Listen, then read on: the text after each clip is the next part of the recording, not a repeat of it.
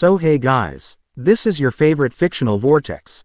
So in this video, we will see what if Naruto was a demigod sage who could command the earth dragons.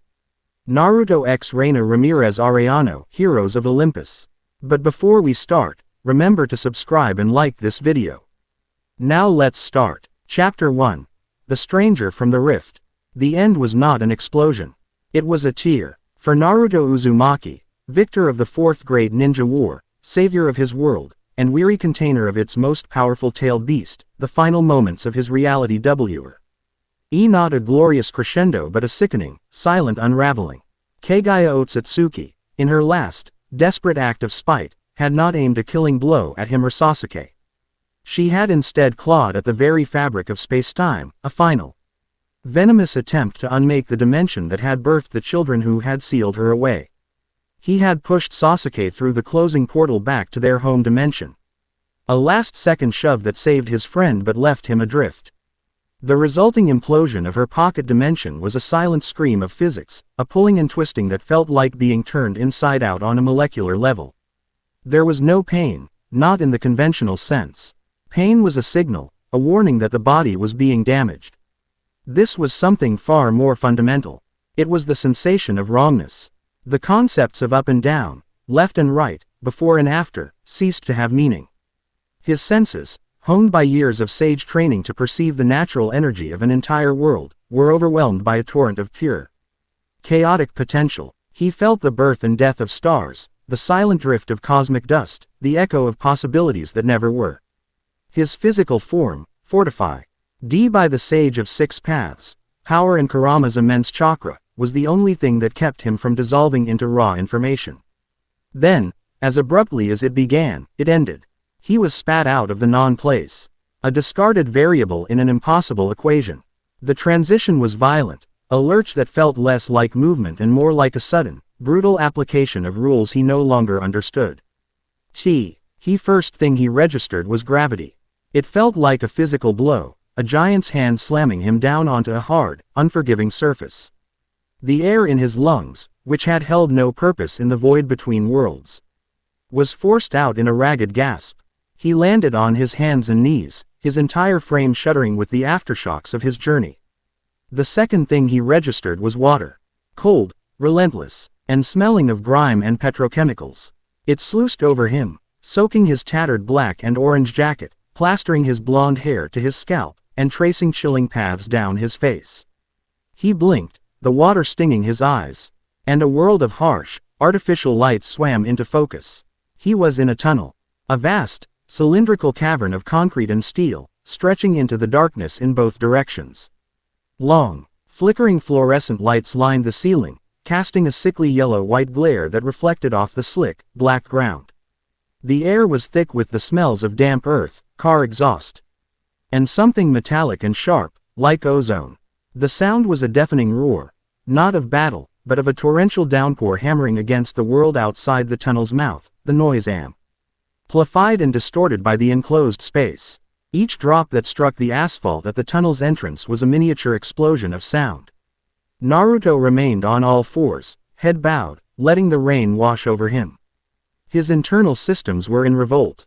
His chakra coils, normally a perfectly balanced network of flowing energy, felt frayed and agitated, as if they had been strummed by a careless hand. Kurama was silent within him. Not out of fear or injury, but in a state of profound, coiled stillness, his immense consciousness focused inward, assessing the damage and the radical shift in their environment. It was a state Naruto recognized from their most grueling training sessions, a deep, internal audit of their combined being. He took a slow, deliberate breath, tasting the alien air. He catalogued his injuries. Superficially, he was a wreck. His clothes were torn, his body was a canvas of cuts, bruises, and burns, the lingering souvenirs of his final battle. But beneath the surface, the damage was more subtle. The very natural energy he relied upon for sage mode felt different. Thinner, somehow, yet humming with a strange, almost musical resonance that was utterly foreign to him. As like trying to breathe in an atmosphere with a different composition of air. It was still breathable, but every inhalation was a conscious effort. Slowly, shakily, he pushed himself to his feet. His muscles protested, screaming from a fatigue that went beyond physical exertion. It was a soul-deep weariness, the exhaustion of a man who had carried the weight of his world and been thrown into another. He stood in the middle of a lane marked with faded white lines, the rain creating a shimmering curtain at the tunnel's entrance 100 meters away. Empty cars, some dented and askew, littered the roadway. They were strange, sleek metal boxes, far more advanced than the boxy, functional automobiles of his homeland. His first priority was assessment. Where was he? When was he? He closed his eyes, ignoring the throbbing in his skull, and extended his senses. Not his normal 5, but the 6th sense that Sage Mode had granted him. He didn't draw on the external energy yet, not wanting to risk a violent reaction with this unfamiliar source. Instead, he simply listened. He listened with his skin, his bones, his chakra. He could feel the vibrations of the rain on the tunnel roof. He could feel the deep, rhythmic hum of what felt like electrical power flowing through cables buried in the walls. Deeper still, he could feel the immense weight of the earth above him, a mountain of soil and rock, teeming with the slow, deep life of root systems and burrowing creatures. It was this feeling, the familiar, comforting presence of the earth, that grounded him. It was different, yes, the energy it gave off had a sharper, more chaotic edge, but it was still earth.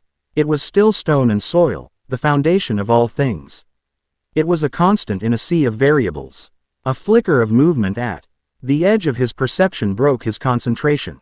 His eyes snapped open. From the deep gloom at the other end of the tunnel, figures were emerging. They shambled out of the darkness, their forms distorted by the flickering lights and the haze of exhaust fumes. There were 5 of them. At first, he thought they might be civilians, survivors of whatever catastrophe had left this tunnel in its current state. But as they drew closer, the wrongness he had felt in the rift returned, now on a smaller, more intimate scale. They were female, or at least, they presented as such. Dressed in torn, motor-end clothing that seemed bizarrely out of place to him, short skirts and flimsy tops despite the cold rain. But their anatomy was a nightmarish collage. One leg of each creature was a spindly, bronze prosthetic, ending in a sharp, wicked-looking point that clicked menacingly on the asphalt. The other was a grotesque, furry leg with a cloven hoof, like that of a donkey. Their hair was a fiery cascade of flame, and their eyes glowed with a malevolent, hungry light. Their skin was unnaturally pale, and their hands were tipped with sharp, bronze claws. But it was their scent that truly set off every alarm in Naruto's battle-honed mind. It was the smell of ancient dust, of grave dirt, and of something acrid and metallic, like blood mixed with battery acid. It was the scent of beings that were fundamentally antithetical to life. They fanned out, their movements a disturbing mix of graceful swaying and a jerky, predatory limp. One of them hissed, a sound like steam escaping a corroded pipe, and a long, forked tongue flickered between her sharp teeth. Well, the leader of the pack purred, her voice a seductive rasp that did nothing to hide the predatory intent. What have we here? Look at him, sisters. So much energy, so much life. Another one giggled, a high, unhinged sound that echoed in the concrete tube. He smells divine, like sunshine and baked earth after a storm. I want his heart, his eyes for me, a third one hissed. I'll wear them as jewels. Naruto's stance didn't change. He remained perfectly still, a lone figure in the center of the tunnel, his expression unreadable. He had faced down gods, monsters of unimaginable power, and armies of the living dead. These creatures, while grotesque, did not inspire fear. They inspired a weary sort of curiosity. He was in a new world, and these were its welcoming party. I don't suppose any of you could tell me where I am? He asked, his voice calm and even, cutting through their hungry whispers. It was a genuine question. The lead creature, who seemed to have a slightly more intelligent spark in her glowing eyes, tilted her head. Lost, little demigod. You were in our larder. And you are tonight's meal. Demigod. The word was unfamiliar, but the context was clear. They saw him as something other, something powerful, and something to be consumed. That was a language he understood perfectly. I'm going to have to decline your invitation, Naruto said, a sigh escaping his lips. He rolled his shoulders, feeling the satisfying pop of vertebrae aligning. The weariness was still there, a crushing weight on his soul. But the ingrained instincts of a lifetime of combat were taking over. The creatures didn't wait for another word. They lunged. Their speed was impressive, far faster than a normal human. They said the 50-meter distance in a blur of flaming hair and clattering bronze. Naruto didn't move from his spot. He simply watched them come, his blue eyes tracking each one, calculating trajectories, predicting movements. The first one, the one who wanted his eyes, leapt into the air, her bronze claws extended, aiming to disembowel him. Naruto pivoted on his heel, a movement so economical it was almost imperceptible. The creature's claws sliced through the empty air where his stomach had been. As she passed, he drove his elbow sharply into the base of her spine. There was a sickening crunch of bone, and the creature went down in a heap, her body convulsing before dissolving into a cloud of fine, yellow dust that smelled of sulfur. He hadn't even looked at her. His attention was already on the two attacking his flanks. They moved in tandem, trying to pin him. He dropped low, sweeping his leg out. One of them managed to hop over it with her donkey leg, but the other was caught. She stumbled, and in that moment of imbalance, Naruto's hand shot out. He wasn't aiming to strike. He simply placed his palm flat against the concrete floor. Earth style. Stone pillar. The words were spoken softly, almost to himself. The asphalt in front of the stumbling creature buckled and then erupted upwards, a thick, perfectly square pillar of solid rock slamming into her chin with the force of a battering ram. Her head snapped back at an unnatural angle, and she too dissolved into dust before her body even hit the ground. The remaining three skidded to a halt, their predatory grins replaced WITH expressions of shock and a flicker of fear. "What are you?" the leader hissed, her bravado faltering. "No demigod fights like that. No monster, either. I'm just a traveler," Naruto replied, slowly rising back to his full height. He flexed his fingers, feeling the familiar hum of chakra flowing through them. The earth here responded to his will just as readily as it had at home. That was a comforting thought. And I'm not in a good mood. He decided to press the attack. He wasn't interested in a prolonged fight. He needed information, and he needed rest. He vanished from where he stood, a flicker of movement too fast for their eyes to follow. He reappeared behind the one on the left, his hand chopping down on the back of her neck in a precise, chakra-enhanced blow. Another cloud of sulfurous dust. Now it was just two. The leader and one of her cackling sisters. They stood back to back, their glowing eyes wide, darting around the empty tunnel. "Show yourself, coward," the leader screamed, her voice cracking. Naruto's voice echoed from the walls around them. "You wanted my heart. You wanted my eyes. Come and take them." He was toying with them, yes, but it was also a test. A test of his own condition. His speed was still there. His control over his chakra, while feeling strained, was still precise. The foundations of his power were intact. The last of the sisters shrieked in terror and made a break for it. Limping and scrambling toward the darkness of the tunnel. She didn't get 5 steps before the ground beneath her turned to thick, grasping mud. It was like quicksand, sucking her down. Her struggles only pulling her deeper. She screamed as the mud rose to her waist, then her chest, then her neck. The last thing to disappear was her flaming hair, extinguished with a final, desperate sizzle. The mud solidified, leaving no trace she had ever been there. The leader was alone. She was trembling, her bronze legs scraping nervously against the asphalt. She stared at Naruto, who now stood where the last of her pack had been consumed by the earth. He hadn't moved a muscle. You are a child of the Earthshaker," she stammered, naming a name she thought would carry weight, a name of terror and power. "A son of Poseidon." Naruto just gave her a blank look. The name meant nothing to him.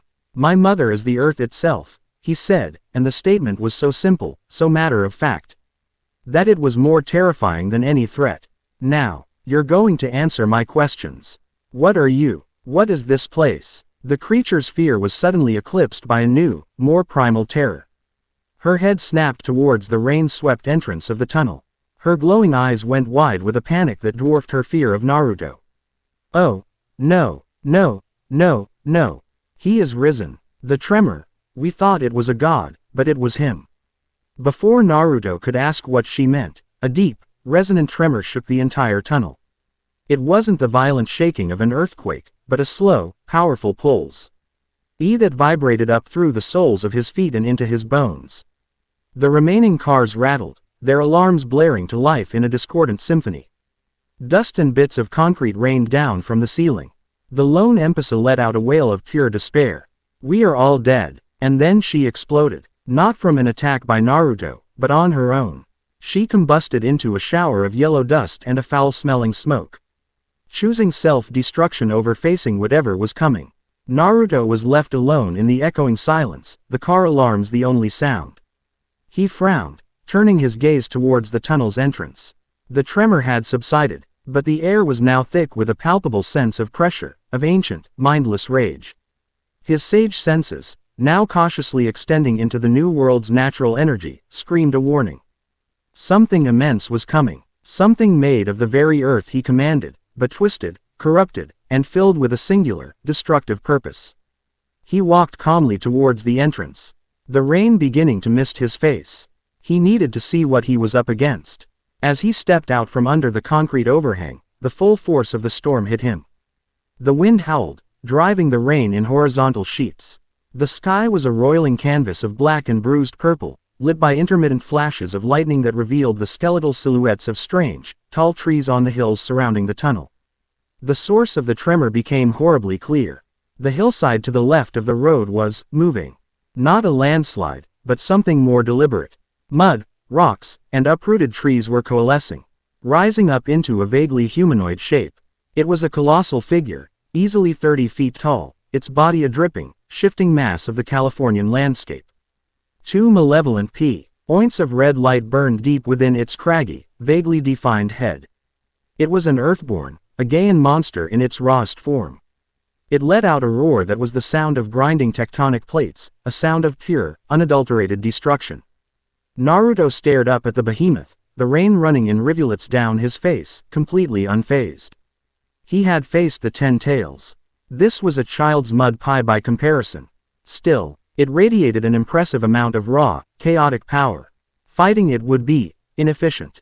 He was tired. It was at that moment, as the mud and stone giant took a thunderous step that cracked the asphalt, that he sensed them.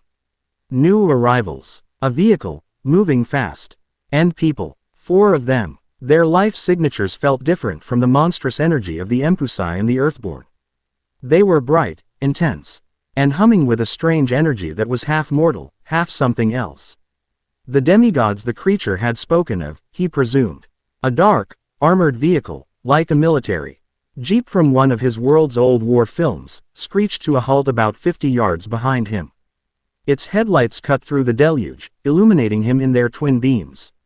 2 figures, shrouded in purple cloaks, jumped out, their faces obscured by the shadows of their hoods.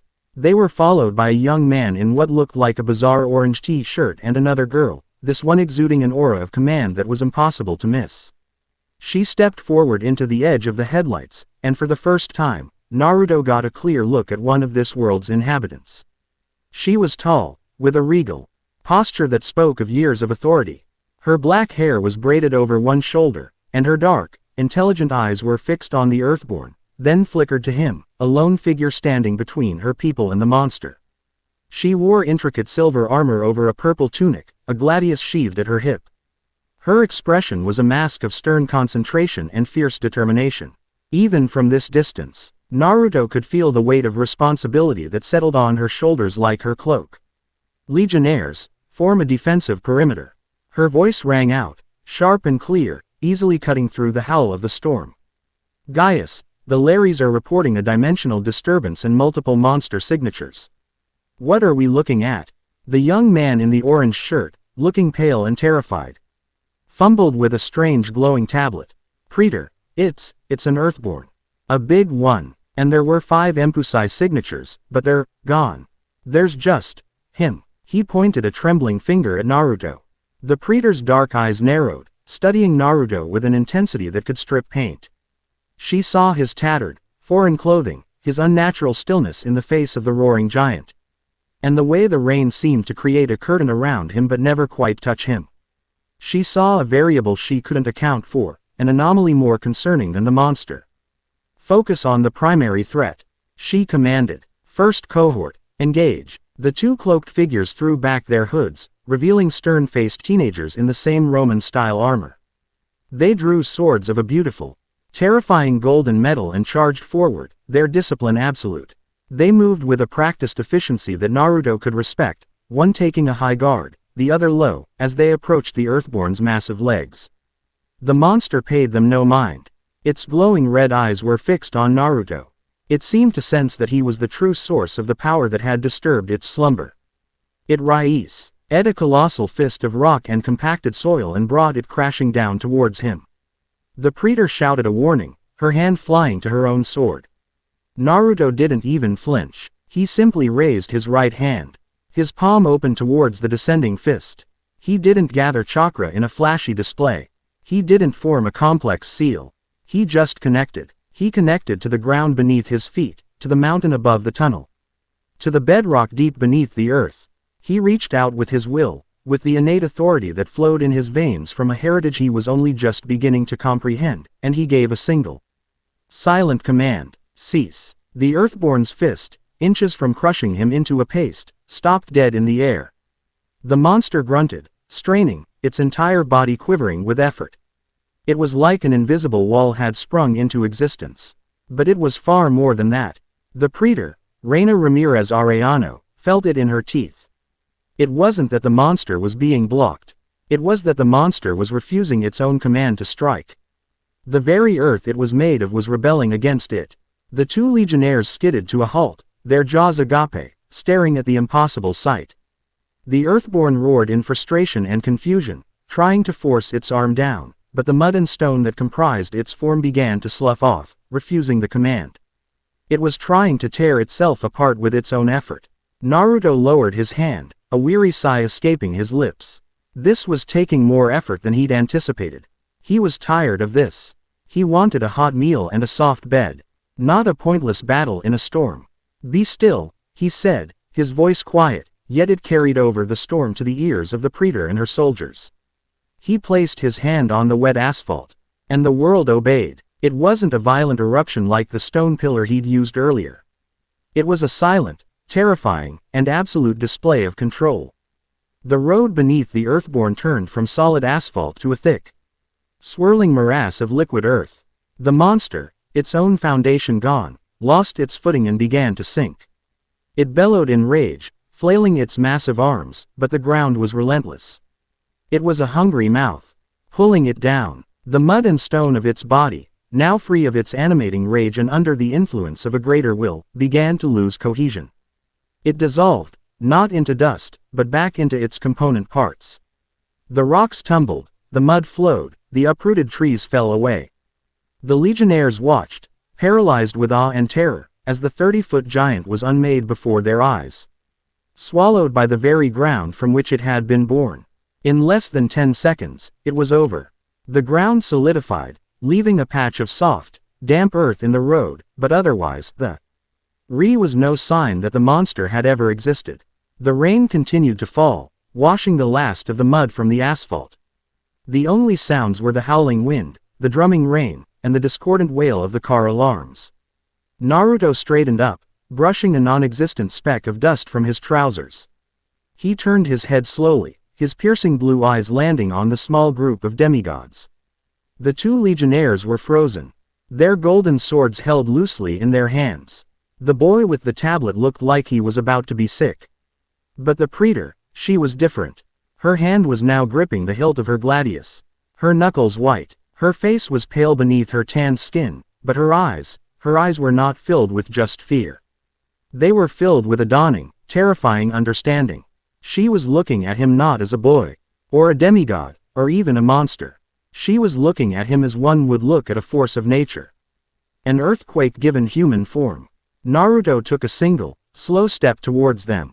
The two silver dogs at her side, one silver, one gold, which had been silent until now, let out low, guttural growls, the sound of machinery grinding in protest. They did not seem aggressive, but deeply, profoundly unsettled. Reyna held up a hand, silencing them. She took a step forward, meeting his advance, her posture radiating an authority that refused to be cowed, even in the face of what she had just witnessed. The rain slicked her dark hair and traced paths down her determined face, but she did not blink. They stood 20 yards apart, a chasm of questions and impossible power between them. The wind whipped at his tattered jacket and her purple cloak, making them seem like two opposing monarchs on a field of battle. Finally, she spoke, her voice steady and laced with the unbreakable iron of command. "State your name and your lineage." Naruto stopped. He considered her question, the weight of it. Lineage. Such a complicated matter. He looked past her, at the strange world she represented, at the dark, storm-tossed hills of a home that was not his. He felt the deep, unending weariness settle back into his bones. His eyes, which seemed to hold an ancient light, met hers. They weren't glowing with power. Not anymore. They were just the eyes of a tired man who was very, very far from home. "I mean you no harm," he said, his voice calm, the sound a small island of peace in the raging storm. "I am lost." Chapter 1 End. Chapter 2. The Probitio of the Dragon Sage. The journey to Camp Jupiter was a silent, tense affair. Naruto rode in the back of the strange, armored vehicle, a position that was technically that of a captive. Yet, his two guards, the legionnaires from the tunnel, did not treat him as one. They sat stiffly, their hands resting on the hilts of their golden swords. Their eyes fixed forward, pointedly avoiding looking at the man who had unmade a monster with a gesture. They did not bind him. The thought seemed absurd, like trying to bind a tidal wave with a piece of string. What chains could hold a man who commanded the ground on which they were built? Naruto, for his part, was quiet. He stared out at the passing landscape, a blur of rain swept hills and alien trees under a bruised pre-dawn sky. His mind was a maelstrom of activity, processing the flood of new information. The language they spoke was a strange, archaic dialect of a tongue he somehow knew, a deep, instinctual knowledge that was perhaps a parting gift from the Sage of Six Paths: power, the ability to understand and be understood. The concepts they discussed, Praetor, Legion, Lares, Demigod, were pieces of a puzzle he was slowly assembling. He was a sponge, absorbing every detail, every nuance, every scent and sound of this new world. When they finally passed Thrug, a shimmering barrier that made his teeth ache and the air taste of ozone, the camp was revealed. And it took his breath away. Konoha had been a home, a sprawling village nestled in a forest, a place of wood and life.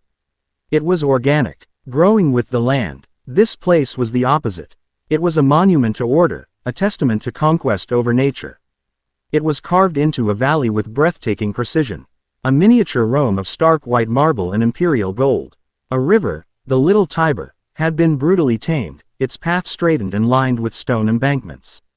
Grand temples with fluted columns stood on hills, their banners snapping in the wind. Perfectly straight, paved roads connected barracks, bathhouses, and a massive coliseum that dominated the skyline. The very air hummed with a rigid, disciplined energy. A stark contrast to the wild, chaotic thrum of the natural world outside its borders. The smell was the most striking part. It was a sterile scent, of polished marble, of metal cleaned with oil, of the sharp tang of ozone from the magical defenses, and underneath it all, the faint, clean smell of laundry soap and baking bread. It was the scent of civilization, absolute and uncompromising. His arrival was not a quiet one. Word, it seemed, traveled faster than their vehicle. As they drove down the main thoroughfare, the Via Praetoria, legionnaires stopped what they were doing to stare. They stood in perfectly straight lines, their armor gleaming despite the drizzle, their faces a mixture of curiosity, suspicion, and a deep, instinctual fear that rippled through the camp like a shockwave.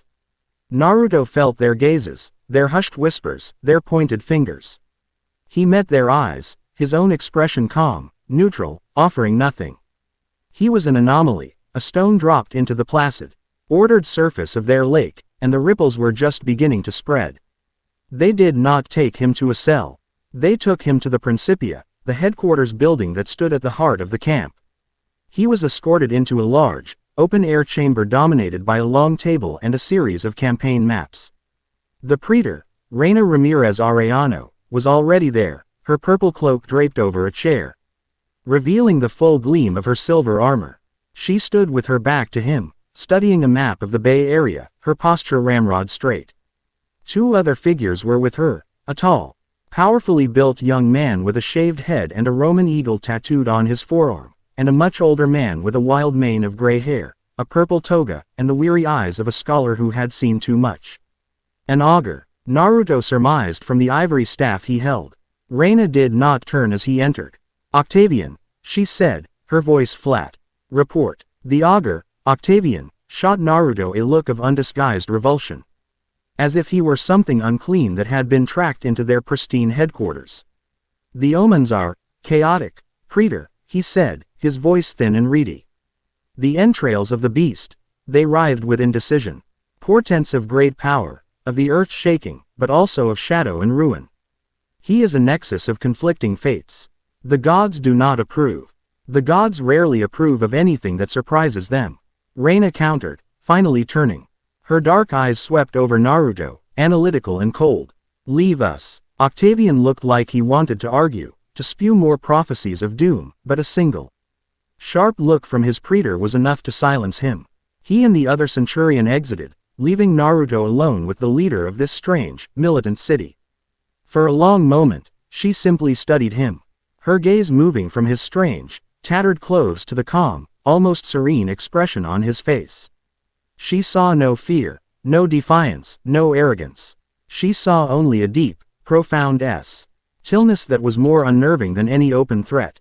The Senate has been convened, she began, her tone formal, the voice of a commander addressing a potential threat. They are demanding your immediate execution as an unknown hostile entity. A monster in human form. Naruto inclined his head slightly. A reasonable, if short-sighted, conclusion. His placid acceptance seemed to disarm her.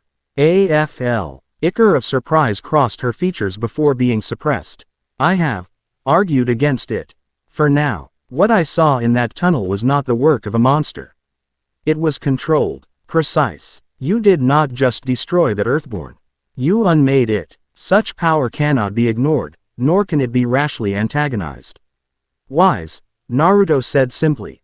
Wisdom has little to do with it, she retorted, her voice sharp. It is pragmatism. I am the praetor of the 12th Legion Fulminata. My duty is to protect this camp. I cannot do that if I am ignorant of a potential threat, or a potential asset, of your magnitude. Therefore, you will submit to a probadio. Quote, a series of trials, I assume, Naruto surmised. To prove my worth and my intentions. Correct, she confirmed. You will undergo 3 trials on the field of Mars. They will be observed by me and the senior centurions. You will demonstrate your abilities, and you will answer my questions. If you pass, you will be granted a place in the Legion. If you fail, the Senate will have its way. Naruto considered this. It was a test, but it was also a performance. They wanted to see what he could do, to categorize him, to place him in a box they could understand. He would play their game. But he would play by his own rules. I accept your terms, he said. The field of Mars was a vast, open plain of packed earth, bordered on one side by the Colosseum and on the other by the river. Bleachers had been set up for the centurions of the 5 cohorts, who sat in stony silence, their cohort standards planted before them. Reyna stood alone in the center of the field, her arms crossed. Her expression unreadable. Naruto was given a simple leather tunic and trousers, the traditional garb of a probadio. He stood opposite Reyna, feeling the collective weight of their stares. He could feel their fear, their suspicion, and in a few of them, a spark of eager anticipation for the violence to come. For your first trial, Reyna announced, her voice carrying easily across the field. You will face a champion of the Legion. You are not to kill or maim. Your goal is to disarm him. To prove your martial prowess and your control. Centurion Michael Varus, step forward. From the benches of the 5th cohort, a mountain of a young man arose. He was immense, easily 6.5 feet tall, with arms like tree trunks and a neck as thick as Naruto's thigh.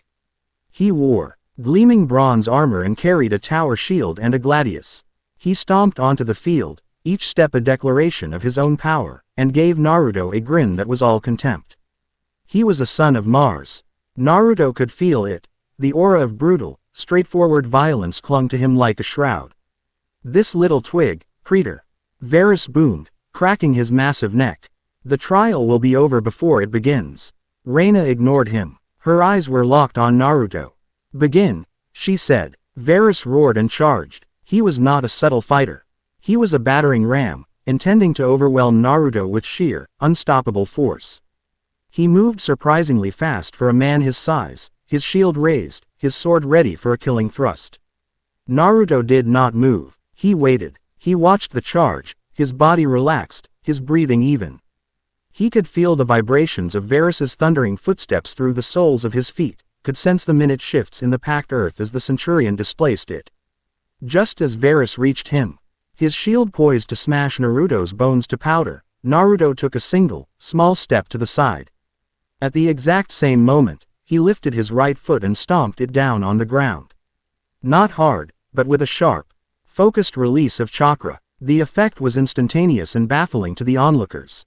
A small patch of the ground directly under Varus's leading foot, no bigger than the centurion's own sandal, suddenly became as slick as wet ice. The legionnaire's momentum, intended to obliterate his opponent, became his undoing. His foot shot out from under him. With a surprised grunt, his entire body went airborne for a moment, his arms pinwheeling for balance he could never regain. He landed on his back with a thunderous crash of bronze on dirt that knocked the wind from his lungs. His shield flew from his grasp, and his gladius spun through the air. Naruto, who had barely moved, took 2 quick steps forward, leapt lightly, and caught the spinning sword by its hilt, landing as softly as a cat. He then walked over to the groaning, winded centurion, reversed the gladius, and offered it to him, hilt first.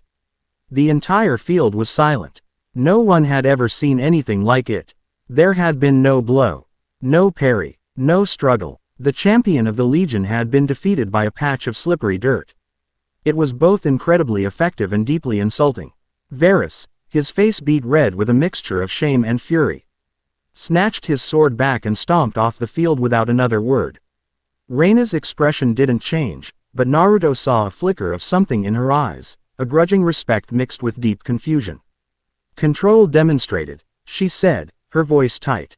"For your second trial, you will test your wits and senses. You will navigate the labyrinth of Daedalus." She gestured toward a low stone building at the edge of the field.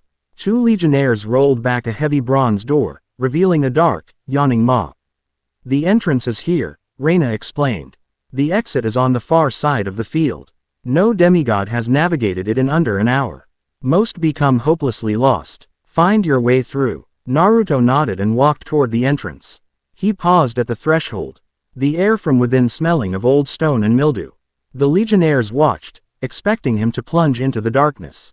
Instead, he closed his eyes and placed his right hand flat against the stone of the wall next to the entrance. He did not move. He simply stood there, his eyes closed, his hand pressed against the stone. For 1 minute, 2 minutes, the centurions began to murmur amongst themselves. Was this another trick, a refusal? On the field, Reyna watched, her brow furrowed. What was he doing? Naruto was not trying to solve the maze. He was learning it. Through the palm of his hand, he sent out a soft, almost undetectable pulse of his own energy. It flowed into the stone, spreading through the foundation, racing along the walls, mapping every turn, every dead end, every hidden passage. To his seismic sense, the entire labyrinth was laid bare, a glowing schematic in his mind's eye. It was no different than feeling the root system of a tree or the veins of ore in a mountain. It was just a more complex arrangement of stone. After 5 minutes, he opened his eyes, a small, satisfied smile gracing his lips. He took his hand off the wall. Then, to everyone's astonishment, he turned his back on the entrance and began walking calmly across the field of Mars, directly toward a blank section of the Colosseum's outer wall. "What is he doing?" one of the centurions muttered. "He's going the wrong way." Reyna's eyes widened slightly as she understood. "He isn't going through it. He's going to it." Naruto walked with an unshakable confidence, his path perfectly straight. He stopped in front of the stone wall, a solid, seamless barrier of marble. He raised his hand, knocked twice on the stone as if it were a door, and then took a step back. A low grinding sound echoed across the field. A section of the wall, a hidden door that no one present had ever known existed, slid sideways, revealing a dark, dusty tunnel. It was the labyrinth's exit. Naruto had not navigated the maze. He had simply located its end point and walked to it. The lesson was clear. Why bother with the path when you already know the destination? The silence this time was even more profound. Octavian, the augur, looked physically ill. This was a perversion of the trials, a mockery of their traditions. Reyna's jaw was clenched. Trial completed, she managed to say, the words feeling inadequate. She had wanted to measure his abilities, but it was like trying to measure the ocean with a cup. Every test she devised, he simply bypassed, redefining the very nature of the problem. It was during the lull before the third trial that a new figure approached the command seats. She moved with a brisk, athletic grace, her blonde hair pulled back in a practical ponytail, her gray eyes scanning everything with a startling intensity. She wore jeans and an orange t-shirt, identical to the one worn by the boy in the tunnel, but on her, it looked like a uniform. She carried a rolled-up architectural blueprint under her arm. She came to a halt beside Reyna, her sharp gray eyes immediately zeroing in on Naruto. "Reyna," she said, her voice crisp and intelligent. "I came to discuss the aqueduct schematics. It appears I've arrived in the middle of a circus." "Who is he?" "Annabeth," Reyna greeted, her tone softening slightly. "This is a new recruit, undergoing his probatio." Annabeth Chase, daughter of Athena, did not look at Naruto like he was a threat, or a monster, or a potential ally. She looked at him like he was the most fascinating, impossible puzzle she had ever encountered. She had seen his unorthodox solutions to the first two trials, and her strategic mind was already racing, deconstructing his methods, analyzing the implications. "His solutions are efficient," Annabeth commented, a significant understatement. "Illogical, but ruthlessly efficient." "What's the final trial?" As if on cue, a rumbling sound came from the Colosseum gates. "For his final trial," Reyna announced, her voice now hard as steel. "He will face a challenge not of strength or wits, but of will. He will tame a beast of the Legion." The gates opened, and two legionnaires led a creature out onto the field. It was a unicorn, but not the gentle, pure white creature of myth. This one was a battle-scarred stallion, its coat the color of storm clouds, its horn a twisted spear of obsidian. Its eyes rolled wildly, and it kicked and bucked against the golden ropes that held it, a snorting, furious embodiment of untamed nature. "This is Scythian," Reyna explained. "A spoil of war from the Scythian nomads. He has crippled every legionnaire who has tried to ride him. Soothe him, tame him, show us you can control a power other than your own." Naruto looked at the furious unicorn. He could feel its panic, its rage, and the deep-seated pain of its captivity. He saw not a monster to be broken, but a proud spirit trapped in a cage of fear. He began to walk toward it. The legionnaires holding the ropes braced themselves, expecting a violent reaction. Scythian reared, its hooves flashing, its obsidian horn aimed at Naruto's heart. Naruto didn't stop. He held up a hand, not in a gesture of command, but in a gesture of peace. And he began to gather the natural energy around him. But it was not the raw, powerful energy he used for his earth style. This was something softer. It was the life energy of the grass growing between the stones. The quiet strength of the trees on the hills, the gentle, flowing spirit of the river. He molded it into an aura of pure, undiluted serenity. He projected not dominance, but empathy. "I see your pain. I will not harm you. You are safe." The unicorn, in the middle of a furious charge, skidded to a halt. It shook its massive head, its wild eyes blinking. It could feel the wave of calming energy washing over it, a cool balm on its fiery spirit. Its snorting softened, its ears twitching. Naruto continued his slow, steady approach. He didn't speak aloud, but he projected his thoughts on the tide of nature energy. "You are magnificent, a creature of the wild. You do not belong in chains." He reached the unicorn and slowly, deliberately, raised his hand. Scythian flinched but did not bolt. Naruto gently placed his palm on the creature's muscled neck. The moment his skin made contact, the unicorn shuddered, a long, deep sigh escaping its lungs. Its entire body went slack, the years of rage and fear melting away under his touch. It leaned its head into his hand, its eyes closing in contentment. Naruto calmly untied the golden ropes and let them fall to the ground. The unicorn, now free, did not run. It stayed by his side, nudging his shoulder affectionately. Naruto turned, the now docile unicorn following him like a puppy, and walked back towards Reyna.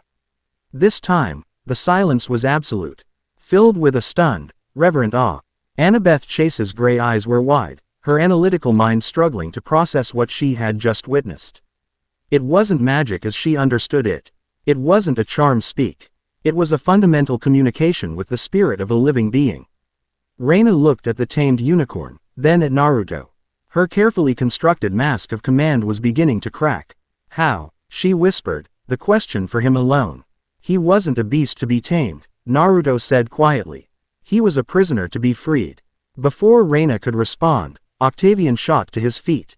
His face contorted in a mask of outrage and fear. This is a mockery. He uses strange, unnatural powers. He is not Roman. He is not a demigod of the Olympians. He must be destroyed. As if his words were a cue, the earth began to tremble. It was the same deep, resonant tremor from the tunnel, but this time, it felt different. It wasn't angry. It was declarative. The centurions gripped their benches, their faces paling. Reyna drew her sword, her eyes darting around. What is this? Another attack? No, Annabeth said, her voice a hushed whisper of awe, her eyes fixed on Naruto. This is acclaiming. Naruto stood perfectly still in the center of the field as the ground shook around him. He felt the energy welling up from deep, deep within the planet's crust. It was an ancient, vast, and overwhelmingly powerful consciousness. It was the source of his strength, the voice of his mother, and it was finally acknowledging her son. The air above his head shimmered, not with the symbol of a trident, or an owl, or a lightning bolt. A new symbol began to form, woven from particles of dust, motes of light, and raw, green life energy. It was a spiral, the primordial symbol of creation, of a galaxy, of a growing fern. It was the symbol of Gaia herself, in her purest, most ancient form. It pulsed with a soft, brown and green light, a light that felt like the first rise and the deep peace of a forest floor. Every demigod in the camp, regardless of their parentage, felt it. It was a power so fundamental, so all-encompassing, that it dwarfed the authority of the Olympians they worshipped. It was the power of their ultimate ancestor, the ground on which they stood. The tremor subsided, the glowing symbol faded, but the knowledge of what it was burned itself into the mind of every person present. A child of the earth primordial. The silence that followed was heavier and more absolute than anything that had come before. It was the silence of utter, world-shattering shock. And then, from the edges of the field of Mars, near the forest line, a new figure appeared. A massive wolf, her fur the color of silver in moonlight, her golden eyes burning with an intelligence older than Rome itself, stepped into the open. Lupa, the wolf mother who tested every Roman demigod, the immortal spirit of the legion. She did not growl, she did not attack, she simply stood and stared at Naruto. And in her ancient, golden eyes, there was no challenge, no test. There was only a look that no one had ever seen on her face before. A look of profound, primal awe, and a deep, instinctual fear. The wolf bowed her head. Chapter 2 End. Chapter 3. Whispers in the Deep. Weeks bled into one another, turning the shock of Naruto's arrival into a new, unsettling status quo. He was a paradox, a living contradiction to the rigid order of Camp Jupiter. By rights of his demonstrated power, he had been placed in the first cohort, the most elite unit of the Legion. Yet, he was not a part of it. He was an island in their midst. When he walked through the camp, conversations would cease, replaced by a tense, watchful silence. When he entered the mess hall, the legionnaires would unconsciously shift, leaving a wide, empty circle of space around his table.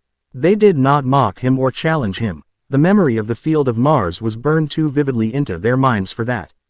Instead, they treated him with a kind of fearful reverence, the way one might treat a caged lion, magnificent, powerful, and fundamentally unknowable. Naruto bore the isolation with a grace that only further unnerved them. He had spent his entire childhood as an outcast. This was a familiar cloak, albeit one woven from fear rather than hatred. He performed his duties with a quiet, unnerving efficiency. On patrol, he would spot monsters hours before they appeared on the horizon, sensing their approach through the vibrations of the earth. In weapons training, he would disarm opponents without ever drawing a weapon himself, using subtle shifts in the ground to unbalance them. He was the Legion's most powerful asset and its most terrifying secret. But it was the nights he truly came alive. While the rest of the camp slept, cocooned in the ordered safety of their barracks, Naruto would make his way to the crest of Temple Hill. There, under the vast, star-dusted California sky, he would sit cross-legged on the cool marble steps of the Temple of Jupiter Optimus Maximus and meditate. It was here, in the profound silence of the night, that he could finally stretch his senses. He would sink his consciousness down, past the marble foundations, past the layers of packed earth and Roman engineering, and deep into the bedrock of the world. He learned the rhythm of this new earth. It was younger, more violent than his homeland. He could feel the tension in the tectonic plates, the slow, inexorable grind of the San Andreas Fault. He could feel the network of aquifers, the deep veins of magma, and the slow, patient life of the ancient redwoods in the forests beyond the valley. It was during one of these nightly communions, nearly a month after his arrival, that he first felt it. It was a whisper in the deep, a subtle dissonance in the earth's song. It was a pocket of energy, vast and ancient, that was sealed, trapped. It was located directly beneath him, deep under the foundations of the very temple upon which he sat. The energy was not malevolent. It was dormant, like a hibernating bear, but its sheer scale was staggering, far greater than anything else in the valley. The Roman demigods had clearly sensed it at some point in their history, and their response had been to bury it, to wall it off with layers of what felt like powerful, binding magic. They had treated it like a tumor, a thing to be isolated and ignored. Naruto, however, felt a strange kinship with it. It was a power that resonated with his own, an earthy, primordial signature that felt less like a threat and more like a distant relative. The seals felt wrong to him, like a gag on a living mouth.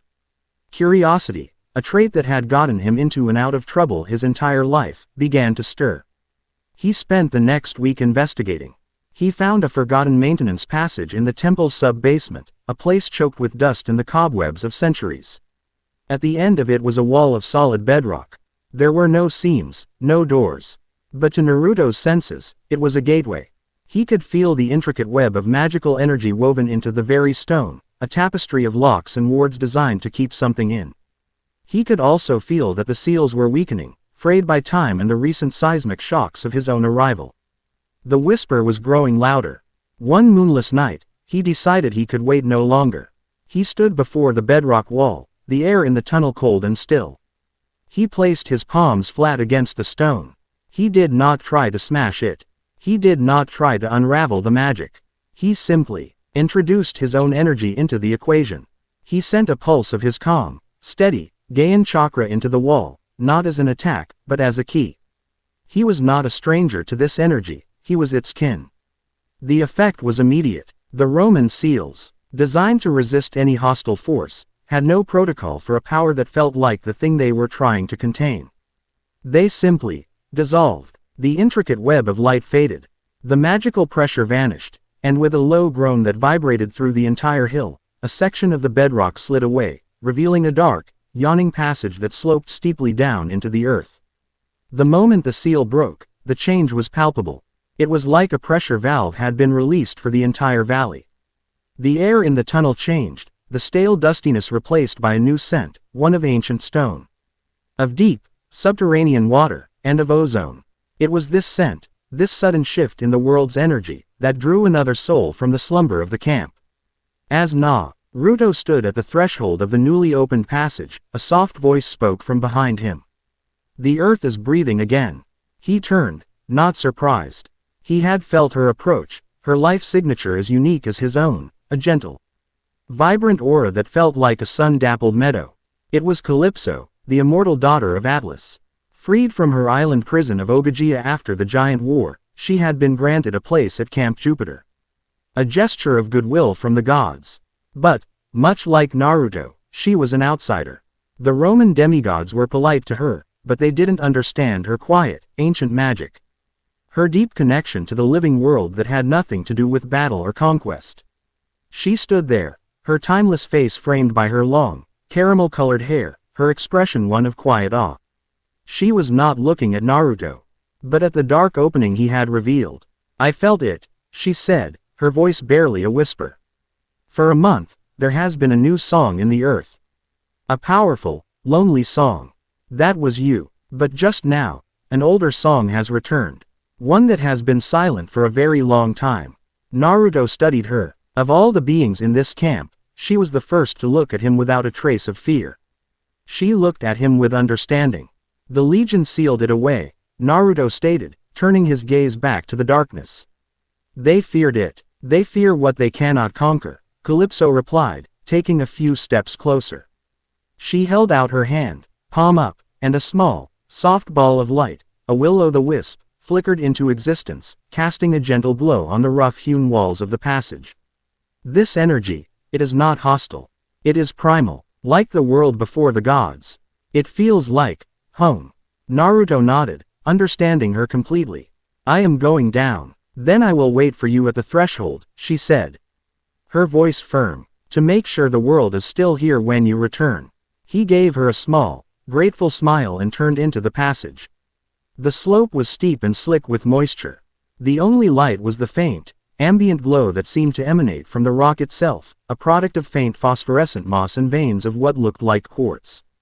The air grew warmer as he descended, and the silence became absolute, broken only by the sound of his own soft footsteps and the slow, rhythmic drip, drip, drip of water somewhere in the vast darkness ahead. He walked for what felt like a mile, descending deep into the planet's crust. The passage eventually opened into a cavern of breathtaking, impossible scale. It was a vast geode, a hollow sphere in the heart of the mountain. The walls were lined with colossal crystals of amethyst, quartz, and diamond, each one the size of a redwood tree. They caught and refracted a soft, internal light that came from a network of glowing lava tubes visible through the crystalline floor, painting the immense space in shifting hues of purple, blue, and gold. In the center of the cavern was a lake of perfectly clear, still water, fed by a single, silent waterfall that cascaded from a fissure in the ceiling. It was a place of profound peace, a secret cathedral of the earth. But that was not what held Naruto's attention. In the center of the cavern, half submerged in the placid lake, was the source of the energy. The source of the whisper. It was a dragon. Its sheer size was difficult to comprehend. It was coiled in on itself, its massive head resting on a crystalline island in the lake. It was easily larger than the Gamabunta, larger than any tailed beast save the 10 tails itself. Its scales were not the green or red of myth, they were the polished jet black of pure obsidian, so dark they seemed to drink the light. Running along its spine and framing its colossal, horned head were ridges of raw, uncut diamond that pulsed with a soft, internal light. Its eyes were closed, its breathing so slow as to be non-existent. It was not dead, it was sleeping, a sleep so deep it had lasted millennia. Naruto walked slowly to the edge of the lake, his footsteps making no sound on the crystalline shore. He felt no fear, only a sense of homecoming. He reached out with his senses, not just to the dragon, but to the entire cavern. Feeling the perfect harmony of stone, water, light, and life. This place was a nexus of Gaia's power, a sanctuary. And this creature was its guardian. He sat cross-legged at the water's edge, and extended his consciousness towards the sleeping giant. He didn't shout into its mind. He simply knocked, a gentle, respectful inquiry. Hello. The response was not a voice. It was a feeling. The feeling of immense pressure. Of geological time, of the weight of 1 billion tons of rock. A consciousness so vast and so ancient it barely registered him as a fleeting spark of warmth in its long, slow dream. But it did register him. Slowly, ponderously, 2 eyelids, each one a vast slab of obsidian, began to slide open. The eyes they revealed were not reptilian slits of malice. They were twin orbs of molten gold, deep and filled with an intelligence that was not born of thought, but of existence. They were the eyes of the planet itself. A voice entered Naruto's mind. It was not made of words, but of pure concept. Of raw information. It was the crushing weight of mountains, the slow grind of glaciers, the patient wisdom of stone.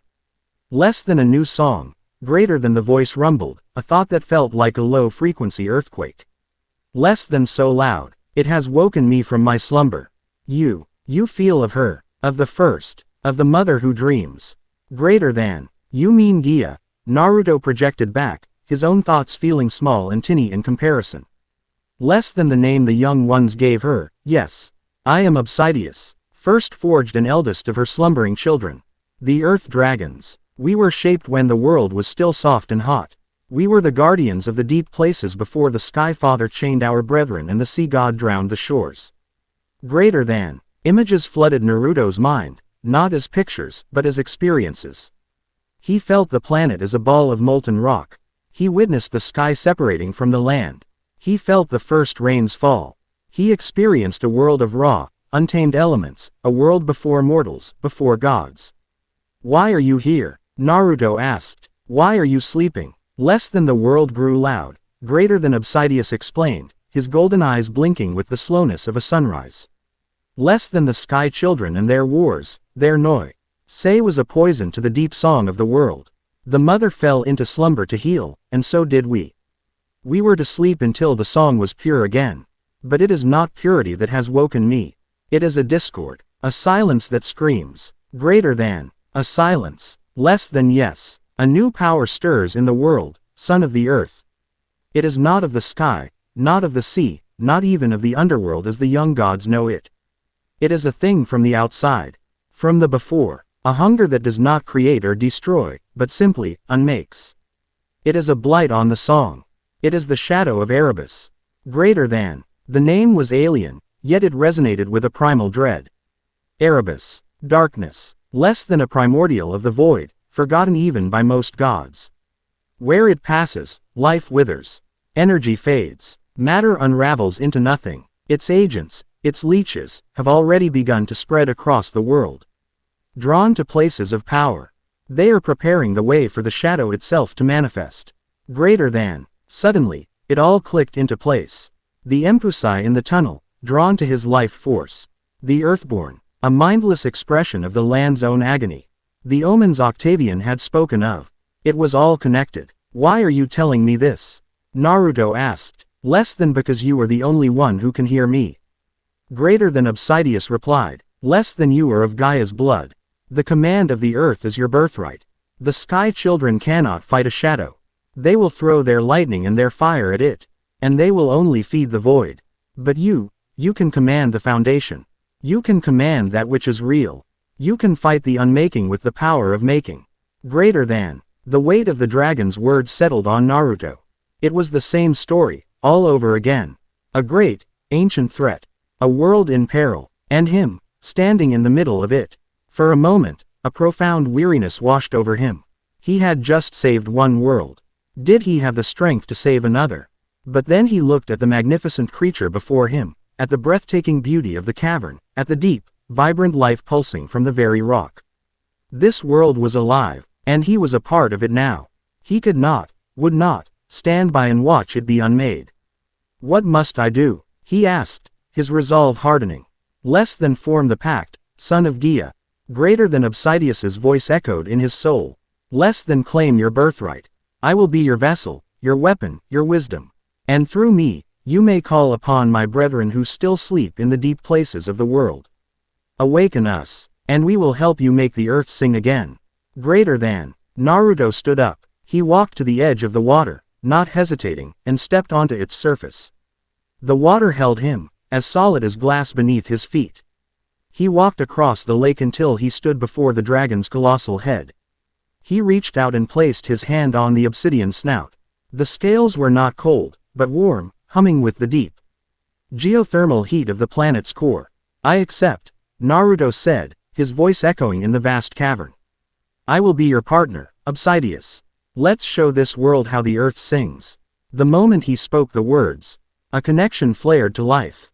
It was a torrent of power, a flood of ancient knowledge that poured into him. He felt the entire cavern become an extension of his own body. He felt Obsidius's immense strength, his millennia of wisdom, settling into his own soul, merging with his chakra, with Kurama's spirit. It was not a possession. It was a perfect, symbiotic union. His own power flared in response. The familiar orange glow of his sage mode ignited around him, but it was different now. Brown and green earth energy mixed with it, and his eyes, normally slitted like a toad's, became reptilian.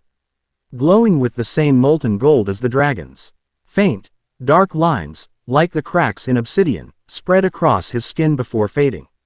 He had not just accessed nature energy. He had bonded with its most powerful guardian. Less than it is done, greater than Obsidius rumbled, a deep satisfaction in his tone. Less than now. Let them know that the earth is no longer silent. Greater than. The dragon began to move. Its massive coils shifted, displacing the water of the lake.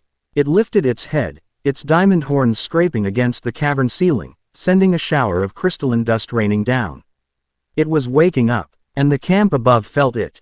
On Temple Hill, the ground began to shake violently. Legionnaires, roused from their sleep by the tremor, scrambled from their barracks, grabbing for weapons, their faces etched with panic. Reyna, already awake and dressed in the Principia, felt the vibrations not as an earthquake, but as something more deliberate. A rhythmic, purposeful beat, like a colossal heart starting to pound deep beneath her feet. Calypso, still waiting at the entrance to the passage, stumbled as the ground bucked. She placed a hand on the stone wall to steady herself, her eyes wide with a mixture of fear and exultation. The ancient song was no longer a whisper. It was becoming a roar. The legion assembled in the central plaza, cohorts forming ragged lines, centurions shouting orders that were lost in the growing rumble. Reyna stood at the forefront, her silver armor gleaming in the pre-dawn light, her gladius drawn. Her eyes were fixed on the temple of Jupiter, the epicenter of the quake. Then, with a final, cataclysmic groan, the ground before the temple split open. Not a crack, but a wide, gaping chasm. Panic erupted in the ranks. Some legionnaires broke and ran. From the depths of the new cavern, something vast and black began to rise. First, a horned head the size of a war elephant, with eyes of molten gold that surveyed the terrified army with an ancient, unnerving calm. Then a long, obsidian neck, followed by a body of impossible scale. Obsidius rose from the earth, the first earth dragon to see the sky in 10,000 years. He did not roar. He did not threaten. He simply existed, a being of such scale and primordial power that his very presence was an act of domination. The assembled legion was struck dumb, frozen in a state of collective, primal terror. This was not a monster from their legends. This was something older, something their legends had forgotten to fear. And then, they saw him. Naruto Uzumaki walked out of the chasm, his new, draconic sage mode still active. His golden eyes burning with a calm, focused power. He walked past the dragon's massive head and stopped at the edge of the chasm, looking down at the small, terrified army of demigods. He placed a calming hand on the dragon's snout, a gesture of absolute control and familiarity that was somehow more terrifying than any overt threat. Reyna stood frozen, her sword feeling like a child's toy in her hand. Her mind, usually a fortress of tactical calm, was a maelstrom of disbelief.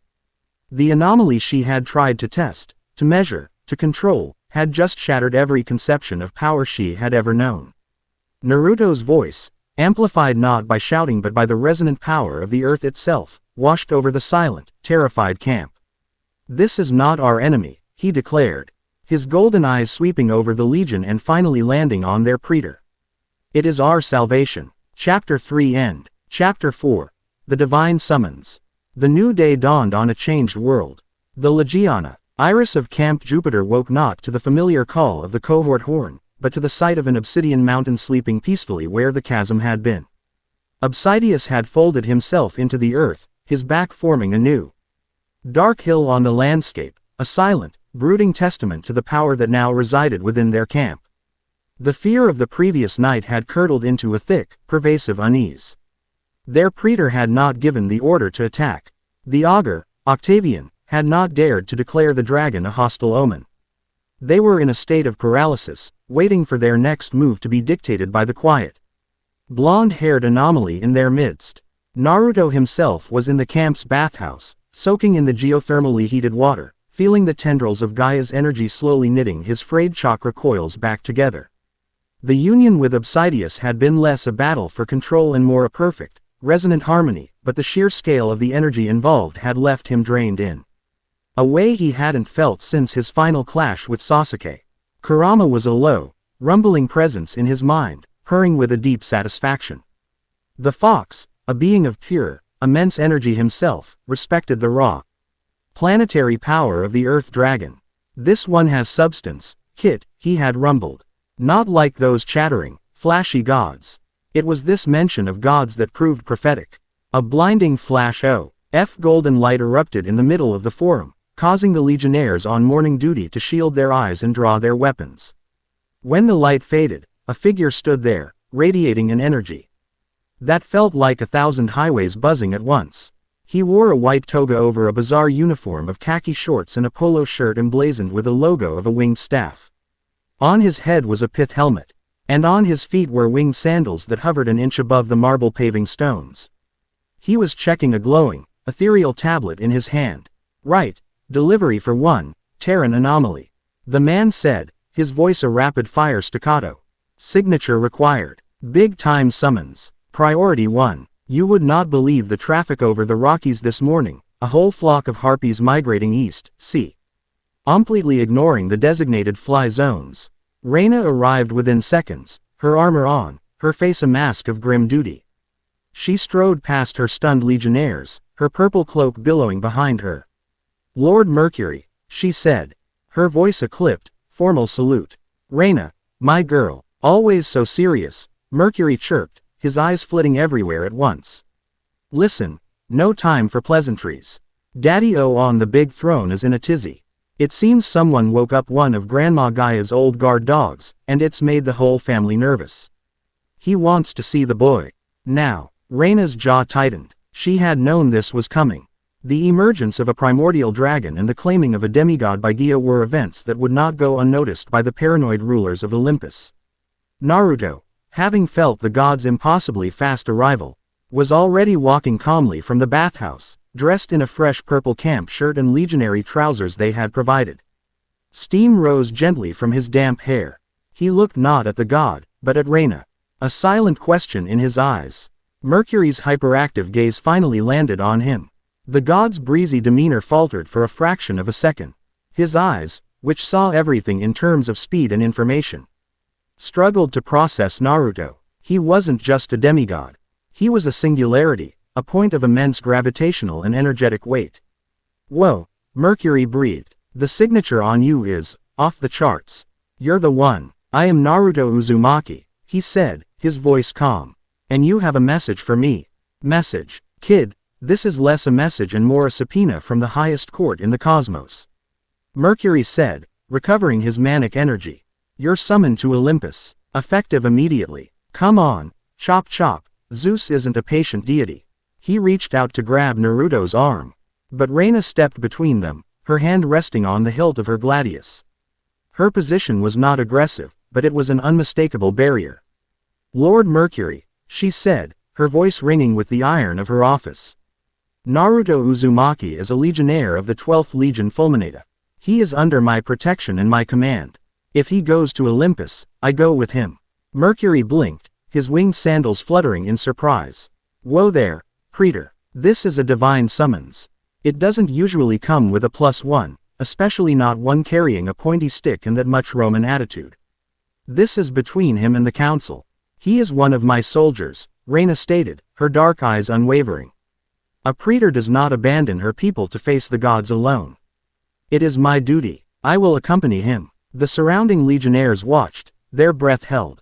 Their praetor, their iron-willed leader, was placing herself between one of her own and a direct command from the king of the gods. It was an act of breathtaking audacity, a declaration of loyalty that resonated deeply with the Roman spirit of their legion. Naruto looked at Reyna, and for the first time, he felt a profound sense of gratitude towards someone in this new world. She was not doing this out of friendship. They were not yet friends, but out of an unshakable sense of duty and honor. She was a true leader. She comes with me, Naruto said to Mercury. It was not a request. Mercury looked from Naruto's implacable, golden-eyed stare to Reyna's defiant glare and sighed, running a hand through his hair. Fine, fine, bring the chaperone. But if Lord Zeus turns you both into dandelion fluff, don't blame the delivery guy. Let's go. Try to keep up. He tapped Naruto's shoulder, then Reyna's, and the world dissolved into a sickening high-speed blur of color and sound. For Naruto, who was used to the instantaneous flicker of the body flicker technique, the journey was merely disorienting. For Reyna, It was a nauseating ordeal that she endured with stoic, tight-lipped silence. They reappeared not in a blur, but in a sudden, jarring halt on a street paved with gold. The transition was so abrupt that the change in atmosphere was a physical shock. The air was thin, crisp, and hummed with a power so immense it felt like standing next to a nuclear reactor. It tasted of ozone and nectar, a cloyingly sweet and sterile combination. The light was dazzling, a pure, perfect white that seemed to emanate from the very stones, casting no shadows. They were on Mount Olympus. It was a city of impossible, gleaming architecture. White marble temples with gold filigree soared into a sky of perfect, cloudless blue. Fountains sprayed shimmering ambrosia into the air. Gardens bloomed with flowers of silver and gold. It was beautiful, but it was a cold, sterile beauty. To Naruto's senses, which were accustomed to the chaotic, vibrant life of the natural world, this place felt like a museum.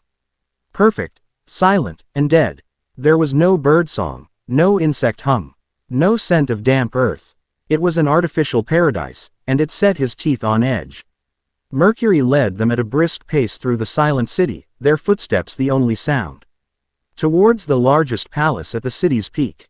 The doors were 100 feet high, made of a polished, swirling bronze and silver.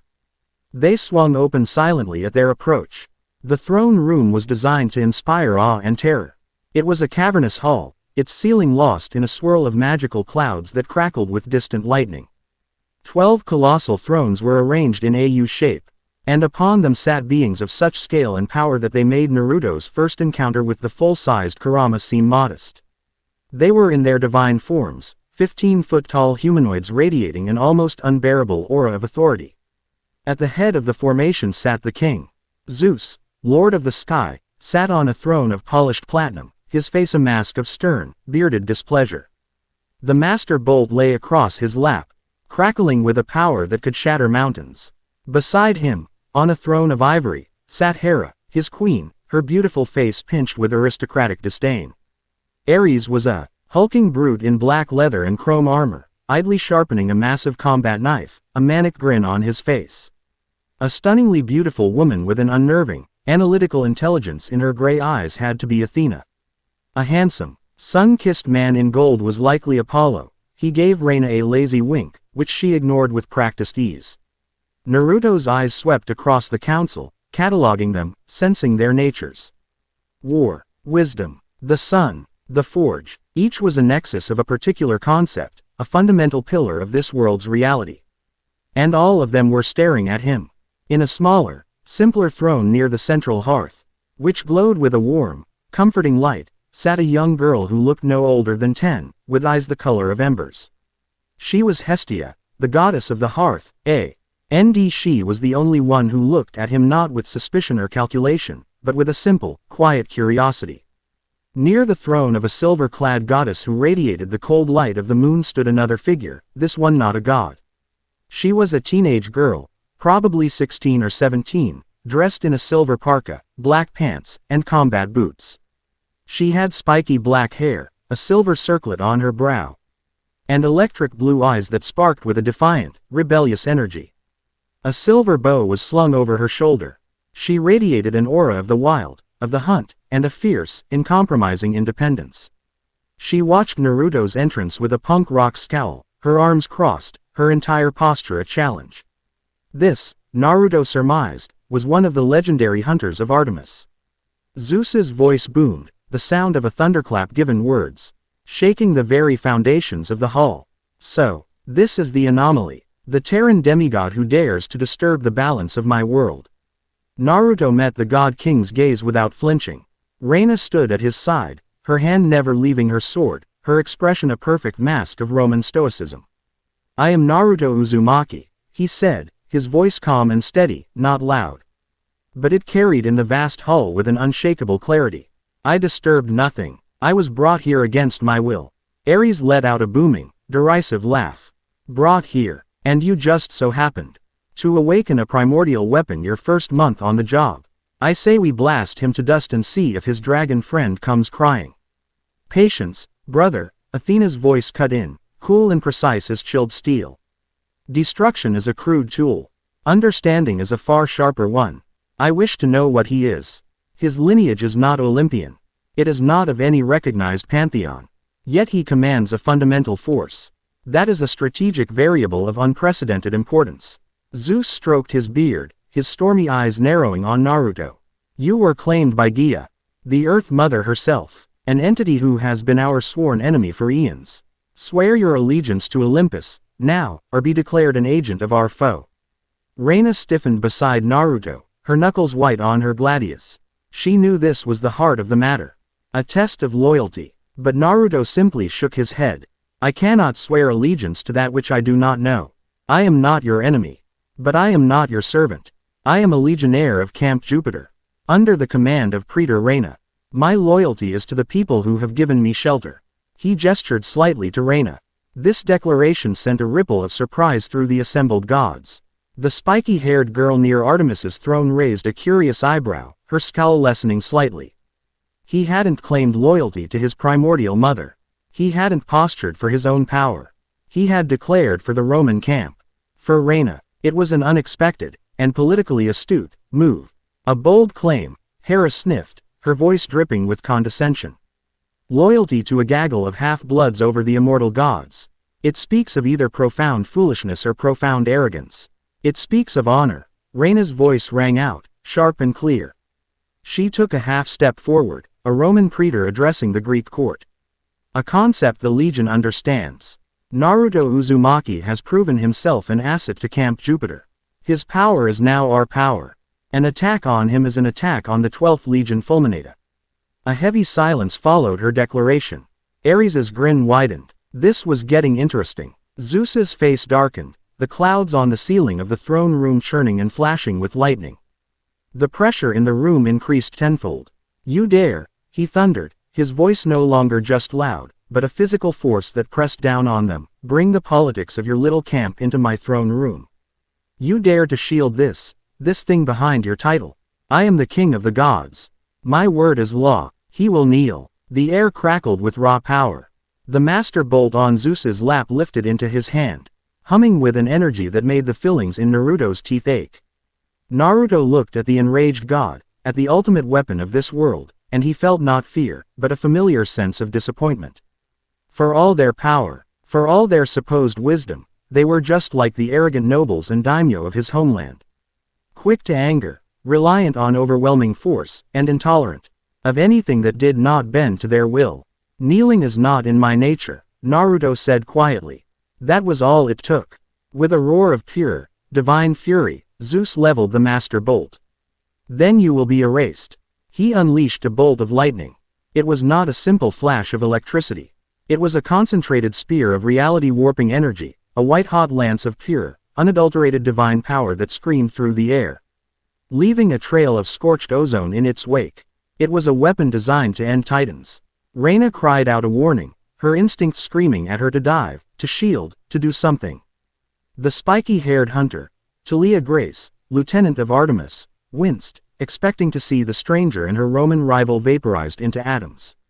Naruto did not move. He did not dodge. He did not raise a shield or prepare a counterattack. He simply raised his right hand, his palm open, as if to catch a thrown ball. And from the seamless, polished marble floor of the Olympian throne room, a pillar of pure, black obsidian erupted. It moved at an impossible speed, faster than the lightning itself, rising to its full height of 20 feet in the space of a heartbeat. It was perfectly smooth, impossibly dark, and it absorbed all light, a column of pure, solid nothingness in the gleaming white hall. It materialized directly in the path of the lightning bolt. There was no explosion. There was no thunderous impact. The master bolt, the most powerful weapon in the divine arsenal, struck the obsidian pillar and simply vanished. It was absorbed without a sound, without a flash, without UCH as a single crack appearing on the pillar's surface. The all-consuming energy of the heavens was swallowed whole by the silent, unyielding earth.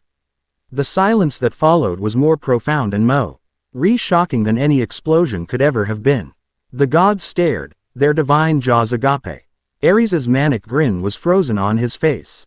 Athena's gray eyes were wide with sheer, unadulterated disbelief. Apollo had forgotten his wink. Zeus himself looked at his master bolt, then at the pillar, then at Naruto, his face a mask of utter stupefaction. He had just thrown a supernova at the man, and the man had blocked it with a rock.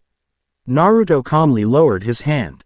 As he did, the obsidian pillar silently, smoothly, receded back into the marble floor, leaving the polished surface completely unharmed. There was no hole, no crack, no scorch mark. It was as if it had never been there. Into the stunned silence, a soft, warm voice spoke from the hearth. "Brother," said Hestia, her quiet words carrying more weight than Zeus's thunder. "I do not believe he is our enemy. I have been watching him through the hearth at Camp Jupiter. There is no deceit in his heart. There is loss, and weariness, and a deep, abiding strength. But there is no malice." Athena, recovering her composure first, her mind racing at 1,000 miles a second, spoke next. "She is right, father. From a purely strategic standpoint, you cannot destroy what you cannot harm. His power is not a counter to your own, it is a fundamental opposition. Sky against earth. Annihilating him may be impossible without collateral damage." The implication was clear. A war with this boy could shatter the very ground beneath their feet. He is an unknown. To destroy him now would be to discard an invaluable asset out of simple pique. Zeus looked at his silent bolt. His face a thunderous tapestry of fury, humiliation, and a grudging, terrifying realization that he was no longer the sole, ultimate power. He was still the king, but a new piece had been placed on the board. A piece that did not play by his rules. He rose from his throne, his form crackling with contained rage. "This is not over," he snarled, his voice a low growl. "You will be watched, boy. Every step you take, every breath you draw, and the moment you prove to be the threat I know you are, the entire weight of Olympus will fall upon you. Now get out of my sight." The truce was a flimsy, ugly thing. Born of fear rather than wisdom, but it was a truce nonetheless. Mercury reappeared at their side, looking pale. "Right. Return trip. Let's make it snappy." As Naruto turned to leave, his eyes met the electric blue gaze of the spiky-haired hunter, Talia. She was no longer scowling. Her expression was a complex mixture of shock, awe, and something else, a grudging, fierce respect. She had spent her life fighting under the banner of the sky, her father's power. And she had just watched a boy, a male, calmly and effortlessly defy that power with the unshakable strength of the earth. In his quiet defiance, she saw a reflection of her own rebellious spirit. They said nothing. No words were needed. A silent acknowledgement passed between them, a spark of understanding between two people who stood in opposition to the rigid, overbearing authority of the heavens. It was a promise of future storms and strange alliances. Then Mercury tapped their shoulders, and the sterile, gilded perfection of Olympus vanished, replaced by the familiar, welcome scent of the living, breathing earth of Camp Jupiter. Chapter 4 End. Chapter 5. The Whispering Blight. The return to Camp Jupiter was met with a mixture of relief and trepidation by the Legion. Praetor Reyna had faced down the king of the gods and returned unharmed, a fact that sent a surge of fierce, protective pride through the cohorts. But she had brought the Terran anomaly back with her, now with the official, grudging sanction of Olympus. Naruto was no longer just their problem, he was a recognized, cosmic-level complication. The fragile peace was preserved, but the ground beneath their feet felt less steady than ever. Naruto, for his part, integrated back into the camp's routine with his usual disquieting calm. He was now a permanent fixture of the first cohort, his presence a constant, silent reminder of the new power dynamic at play. He trained, he patrolled, he ate his meals in the mess hall. All the while expanding his senses, learning the intricacies of this world's energy, and deepening his bond with the sleeping giant, Obsidius, whose obsidian back now formed a permanent, silent hill overlooking the valley. Their connection was a constant, low thrum in the back of his mind, a shared consciousness that spanned geology and biology. It was a week after the ill-fated trip to Olympus that a new crisis began. Not with a bang, but with a whisper. An urgent iris message, its rainbow shimmer flickering with static and anxiety, materialized in Reyna's office. The face that appeared in the mist was instantly recognizable to Reyna, though her features were strained with a worry that stole her usual sharp-edged beauty. It was Reyna Ramírez-Arellano, Queen of the Amazons, and Reyna's older sister. "Reyna," Hyla's voice was clipped, foregoing any familial pleasantries. "We have a problem." A big one. She was in what looked like a high-tech command center, screens of data and maps glowing behind her. The Amazon headquarters in Seattle. It started 2 weeks ago. A blight in the Pacific Northwest. It's spreading from the forests of Mount Rainier. Plants are decaying, turning to a gray, lifeless dust. Dryads are falling into comas, some have faded entirely. Even our own scouts are getting sick. A deep, life-draining fatigue that our healers can't explain. Reyna leaned forward, her expression instantly hardening into one of professional concern. Monsters. Negative, Hyla replied, shaking her head. That's the problem. There are no signatures, no tracks. Our best trackers, demigods with acute nature senses, they find nothing. It's like the life is just leaving. The land is dying, and we can't see the killer. We've tried to quarantine the area, but the blight is spreading. It's moving south, towards you. Naruto, who had been summoned to the Principia to give a patrol report, stood silently by the door, listening. He had felt it, too. A subtle wrongness in the wind from the north. A faint scent of decay on the air that was unnatural, an absence of life where there should have been vibrancy. Reyna's dark eyes flickered towards him. A thought, a gamble, was forming in her mind. Her sister was describing a foe that couldn't be fought with swords or shields, a problem that couldn't be solved with legionary tactics. It was a problem of life and nature itself. And she had the living embodiment of the earth standing in her office. Hyla, Reyna said, her voice firm. I am sending you an asset. He has a unique expertise in unconventional and telluric threats. Expect him in Seattle by nightfall. Hyla raised a skeptical eyebrow. An asset. Reyna, I have an army of trained Amazon warriors. What can one of your legionnaires do that we can't? You'll see, Reyna said. A promise and a warning in her tone. Then her expression softened for a fraction of a second. Be careful, sister. The iris message dissolved. Reyna turned to Naruto, her gaze intense. You heard. This blight, this life-draining sickness, it sounds like the unmaking your dragon spoke of. It does, Naruto confirmed. The agents of the shadow. The void leeches. Go to Seattle, she commanded. Find the source of this decay. Assist my sister. This is not a legionary quest with cohorts and banners. This is a surgical strike. You are uniquely suited to it. Naruto nodded. I'll need transport. Reyna allowed herself a small, grim smile. I believe our camp's resident son of Mercury owes you a favor for not getting him vaporized on Olympus. The trip to Seattle was a blur. Naruto, with Obsidius's help, simply sank into the earth at Camp Jupiter and was shunted through the deep rock, emerging in a surge of displaced soil in a secluded park on the outskirts of the city. It was a jarring, but incredibly efficient, form of travel that left him feeling deeply connected to the planetary crust. The moment he solidified, he could feel the blight. It was a palpable cold spot in the world's life energy. A zone of creeping entropy that made his skin crawl.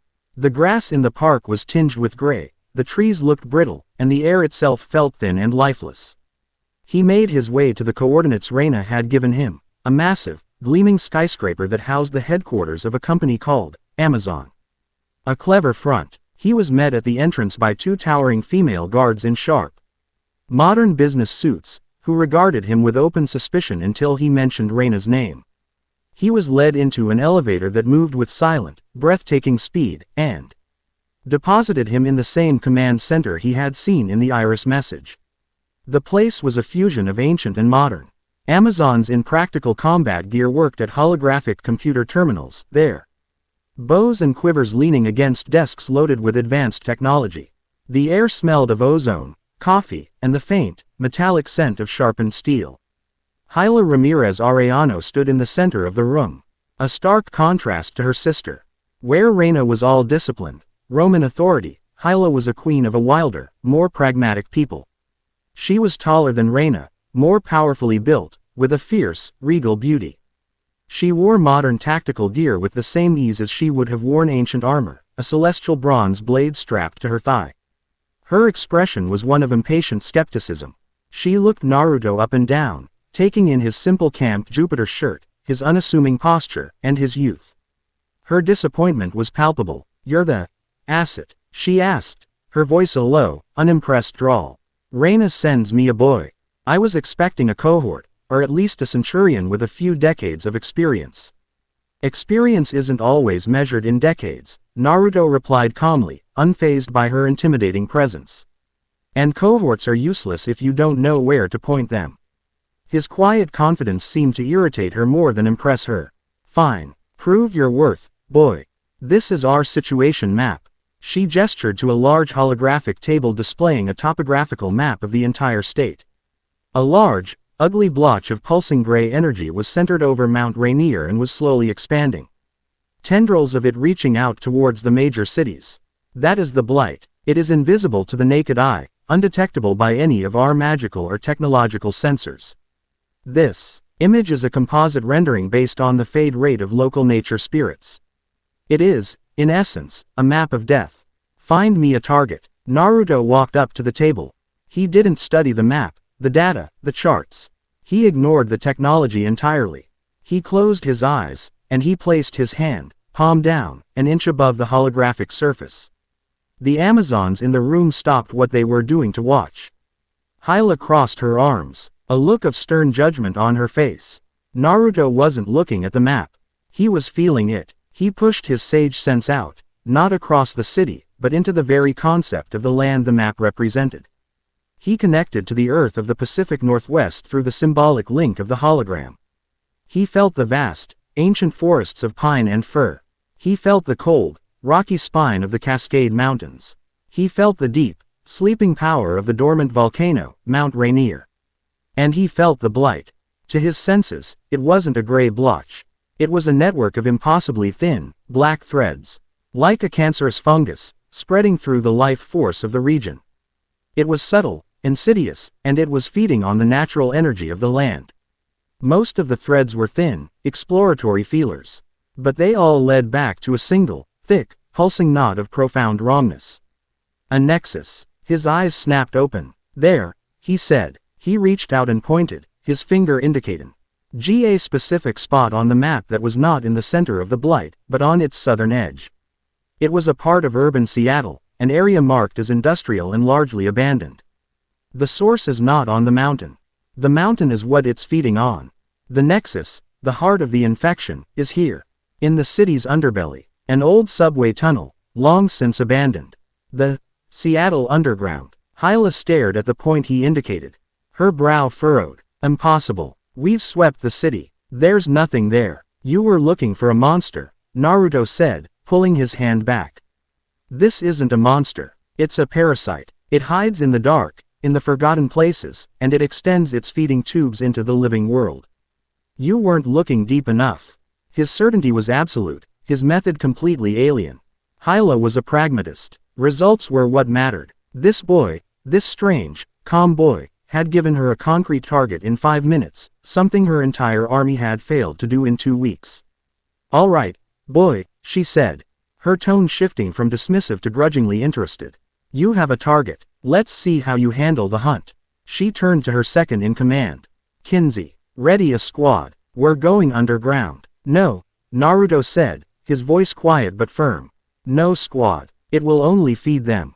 The more life force you bring down there, the stronger they will become. Just you and me. A small footprint. Hyla stared at him, her eyes narrowing.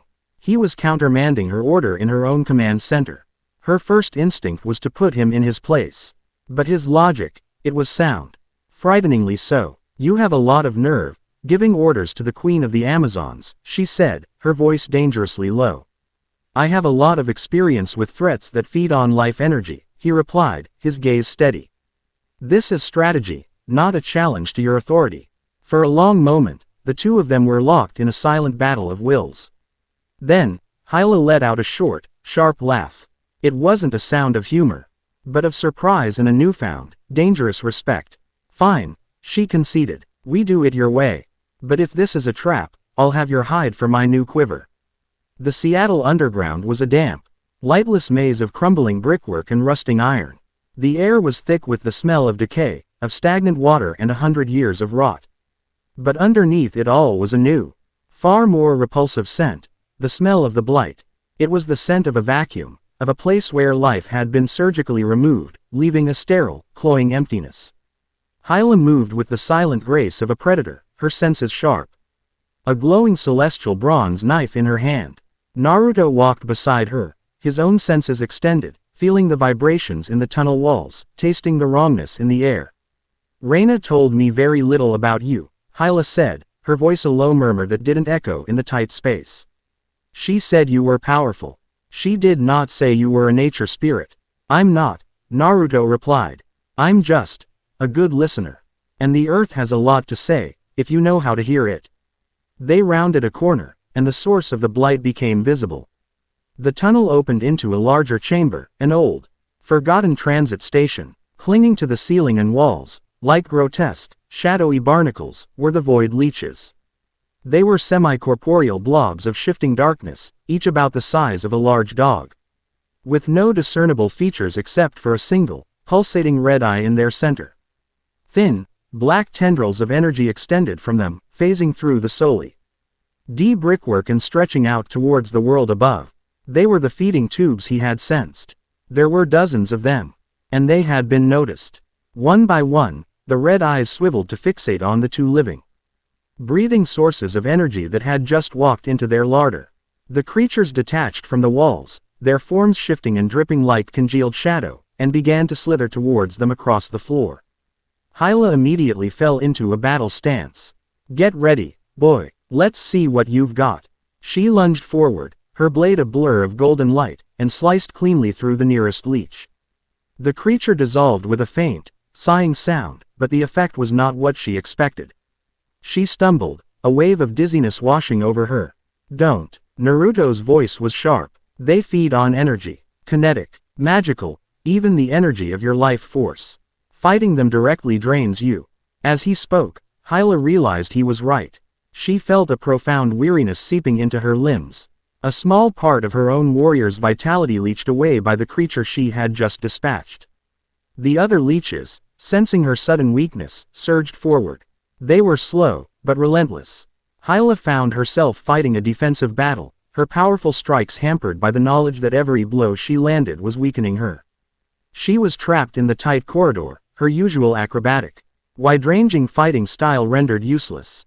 One of the creatures managed to slither past her guard, its shadowy form lashing out like a whip.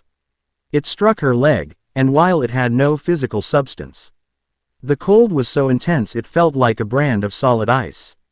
She cried out in pain and stumbled back, cornered against a crumbling brick wall.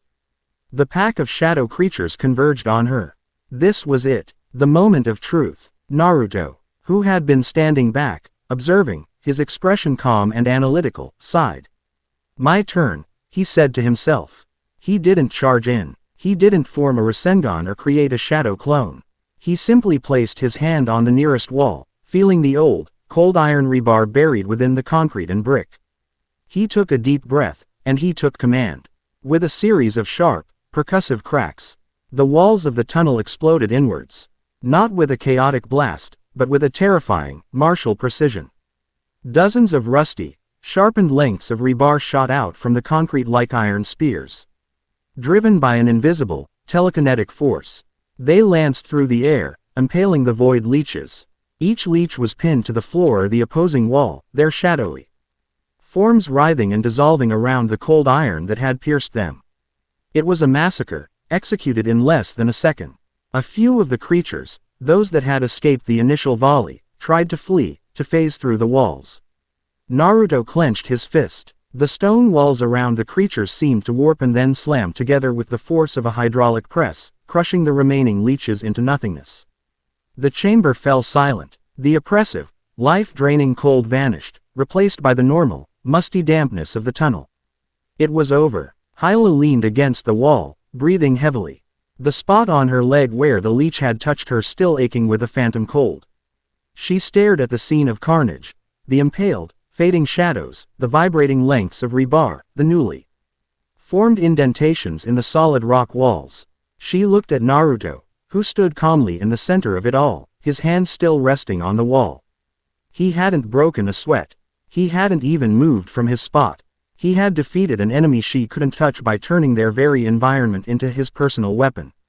Slowly, she pushed herself off the wall, her pride as a warrior warring with the undeniable evidence of her senses. She walked over to him, her limp barely noticeable. She looked at his arm, at a long, shallow gash he'd received from a piece of flying debris during the rebar explosion, a wound he hadn't even seemed to notice.